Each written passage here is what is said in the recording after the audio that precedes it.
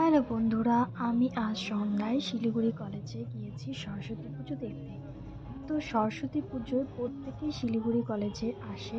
আমিও গিয়েছিলাম আর এত সুন্দর করে সাজিয়েছে যে কি বলবো। তো প্রতি বছরই সুন্দর করে সাজায়। তো তোমরা কারা কারা শিলিগুড়ি কলেজে এসেছিলে প্লিজ কমেন্ট করে বলো। প্রথমে গিয়েছিলাম বয়েজ হোস্টেলে, দেন গেলাম কমার্সের ডিপার্টমেন্টে। তো কমার্স ডিপার্টমেন্টও খুব সুন্দর করে সাজিয়েছিল। তারপরে হচ্ছে ডে কলেজের পুজোটা। তো আমি জানি না পূজাটা প্রথম দিন না দ্বিতীয় দিন হয়েছে। তো আমি তো গিয়েছিলাম দ্বিতীয় দিন। তো সত্যি আমার খুব ভালো লেগেছে। পাশেই প্রোগ্রাম হচ্ছিল, একটু প্রোগ্রামও দেখে নিলাম।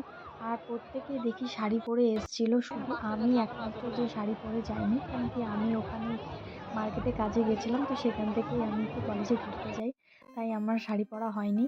আর ভিডিওটি ভালো লাগলে লাইক কমেন্ট শেয়ার করে দিও আর সাবস্ক্রাইব করতে একদম ভুলো না। Thank you for watching.